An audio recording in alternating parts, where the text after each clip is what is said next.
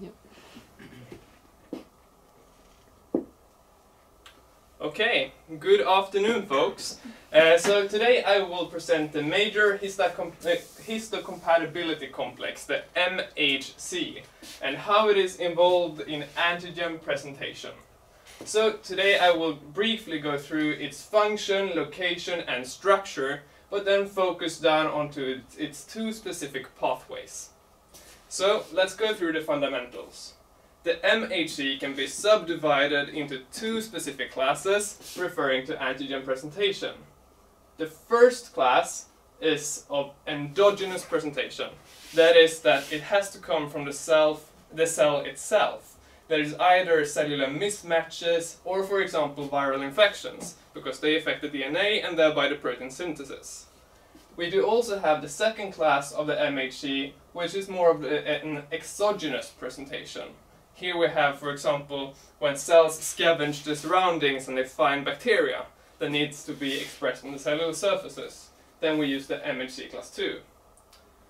An important thing to mention here is that in humans it's referred to HLA instead, human leukocyte antigen, but I will use MHC throughout the entire presentation.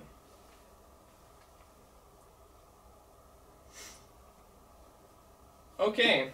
So the first complex is found in the membrane of all nucleated cells, and that is all cells apart from red blood cells and thrombocytes. And it's made of 3 alpha chains along with 1 beta-2 microglobulin.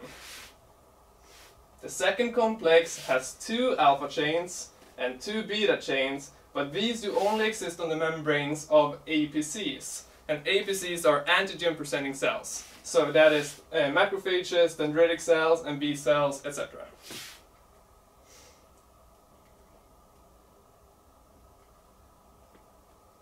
So the endogenous pathway is characterized by the MHC class 1 complex. So these affect all cells, and the reason that all cells need to express this is because all cells gotta have a way to say, hey, I'm infected. So let's go through an example of how it looks like when a viral infection leads to antigen presentation. The virus attached to the membrane inserts its RNA or DNA, which lead to a pathogenic protein. In this case, it's now referred to as an antigen. This antigen will lead to the recruitment of a cellular immunoproteasome, which then can degrade the pathogenic protein into protein fragments. These protein fragments can then travel to the rough endoplasmic reticulum, where it may enter through the TAP protein transporter. Inside here we have an MHC class 1 molecule with the alpha chain complex associated to a calnexin stabilizing chaperone. Chaperone is the word. So when the antigen approaches, calnexin may dissociate, which allows for the binding of the beta-2 microglobulin to the MHC class 1 alpha chain. This will complete the molecule, which leads to the recruitment of 3 new chaperones. We have calreticulin, tapacin, and the endoplasmic reticulum protein 57, ERP57. When these 3 chaperones bind into place, this will create the formation of an antigen binding pocket, or a binding site, so that we can get an antigen loaded onto the complex. When the loading occurs, the chaperones dissociate and we get a packaged MHC class 1 complex along with its antigen in a vesicle. So this vesicle is sent through the Golgi apparatus all the way to the cellular membrane, where it fuses with the membrane for a presentation of the complex on the cellular surface. As this is a normal cell, and it's alerting its surrounding of that it is infected, we will get the recruitment of cytotoxic T lymphocytes, which can then, by perforation, then destroy this cell so that it may not inflict any more harm. In the exogenous pathway, which I'm now moving on to, we are talking about the MHC class 2.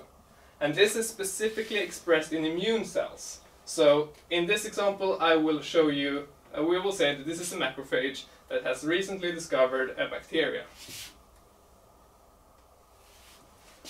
So in this case, we start in the endoplasmic reticulum with a pre-built MHC class 2 molecule, which has been stabilized by an invariant chain. And right now we're just waiting for something to happen. So here is a bacterium lurking about outside the cell, and it gets discovered by the macrophage, which then engulfs the bacteria by a process called endocytosis. We create an early endosome, which transcends into a late endosome to end up as a lysosome.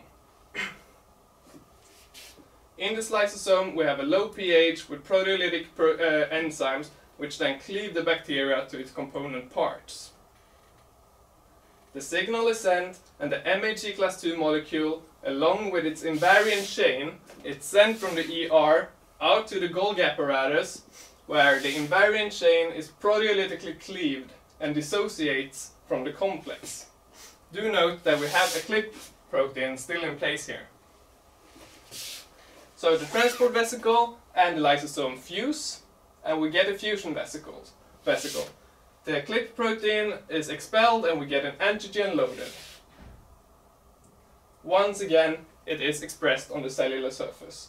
In this case, we will trigger the recruitment of T helper cells to alert the entire immune system about that we have a bacteria.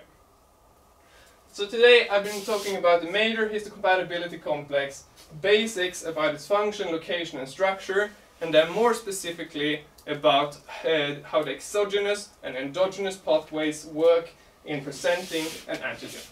Thank you.